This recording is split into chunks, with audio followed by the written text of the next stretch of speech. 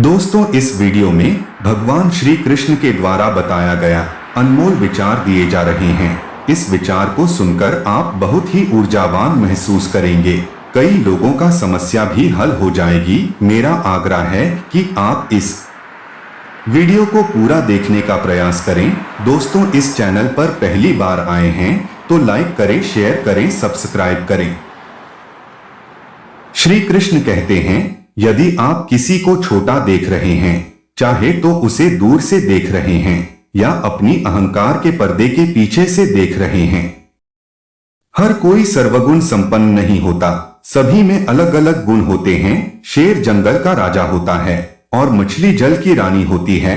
मछली जंगल में नहीं रह सकती और शेर जल में नहीं रह सकता, इसलिए प्रतिष्ठा सभी को देनी चाहिए। कभी किसी को छोटा समझने की भूल न करें। हमें पर्वतों से भय नहीं होता, जितना कि पत्थर टुकड़ों से। जब भी ठोकर मारते हैं तो पत्थर के टुकड़े जितना सांप से डर नहीं होता, कहीं ज्यादा बिच्छू के डंक से। किसी ने सच्ची कहा है, मालिक के अगाड़ी और घोड़े के पछवारी नहीं रहना चाहिए। अपना मालिक के सामने, यानी कि जिसके अधीन काम करते हैं, उस मालिक के सामने और घोड़े के पीछे नहीं रहे।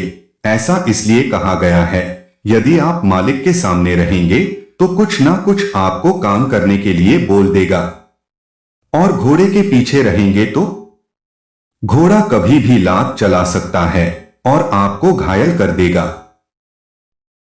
दुनिया एक बाजार है। इस बाजार में पत्थर के टुकड़े भी मिलेंगे और लोगों का भीड़ भी मिलेगा। लोगों का भीड़ धक्का मारेंगे और पत्थर के टुकड़े ठोकर मारेंगे। इस स्थिति में आप क्या करेंगे? ईश्वर को कोसेंगे कि मैं बदकिस्मती हूं, ट्रैफिक जाम हो गया, निकाला था अपने मंजिल तक पहुंचने के लिए। पत्थरों को ठोकर मारना और लोगों का भीड़ धक्का मारना क्या बतलाना चाहती है? यह संकेत देती है आप रास्ता भटक चुके हैं। आपको मंजिल तक पहुंचने वाली रास्ता तो उधर से है। यह आपको सही रास्ता बताती है। ऐसा नहीं है कि आपका किस्मत खराब है। इसका मतलब है भटके हुए को रास्ता दिखाना। माधव कहते हैं, अहंकार मनुष्य का बहुत बड़ा दुश्मन होता है। अहंकार में डूबे लोग को नहीं अपनी गलतियां दिखाई देती है और नहीं दूसरों के द्वारा बताई गई अच्छी बातें सुनाई देती है। इसलिए मनुष्य को अहंकार त्याग देना चाहिए। जो अहंकार करते हैं उन्हें फलदार वृक्षों से सीखना चाहिए। जब हालदार वृक्ष में फल लग जाते हैं तब उनकी सभी डालियां स्वतः झुक जाती है। माधव कहते हैं, जो लोग किसी सच्चे व्यक्ति का दिल तोड़कर किसी तीसरे के पास खुशी ढूंढने जाते हैं, वे अक्सर धोखा खाते हैं। ऐसे व्यक्ति को संभाल करके रखिए जिन्होंने आपको यह तीन भेंट दी हो, साथ, समय और समर्पण। श्री कृष्ण कहते हैं, जैसे उबलते पानी में कभी परछाई नहीं दिखती, ठीक उसी प्रकार परेशान मन से समाधान भी नहीं देखते। शांत होकर देखिए, सभी समस्याओं का हल मिल जाएगा। जब मन उत्तेजित होता है उस वक्त कोई निर्णय न ले, पहले अपने मन को शांत रखें। श्री कृष्ण कहते हैं, जिन लोगों का मन नियंत्रित नहीं है तब वह शत्रु की तरह कार्य करती है। मन को नियंत्रित करना कठिन है, परंतु हमेशा अभ्यास करने से मन नियंत्रित हो जाता है। श्री कृष्ण कहते हैं, इंसान गलत कार्य करते समय दाएं बाएं आगे पीछे चारों तरफ देखता है, परंतु ऊपर देखना भूल जाता है। ऊपर की याद तब आती है जब गलत कार्यों की परिणाम मिलने लगता है।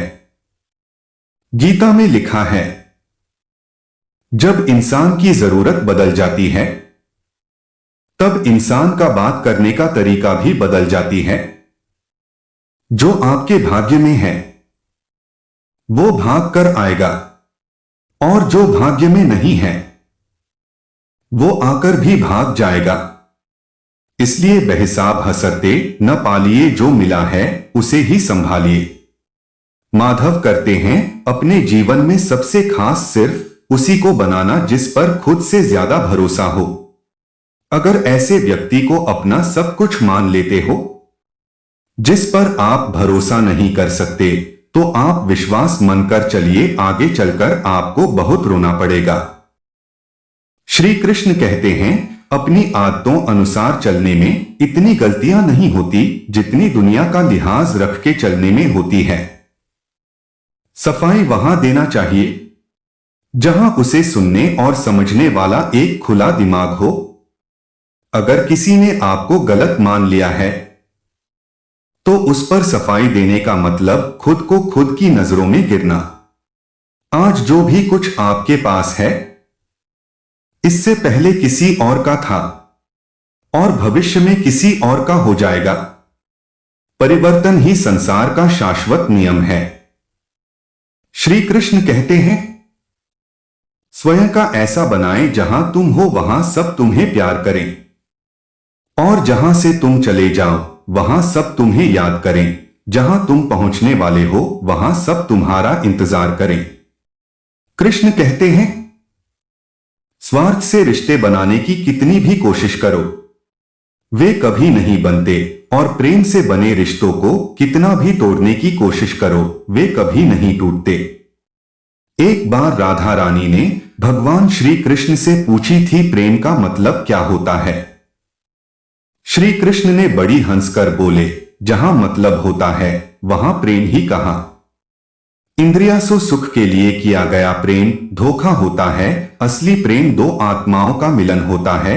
यदि व्यक्ति शिक्षा से पहले संस्कार, व्यापार से पहले व्यवहार और भगवान से पहले माता पिता को पहचान ले तो उसकी जिंदगी में कभी कोई कठिनाई ही नहीं आएगी।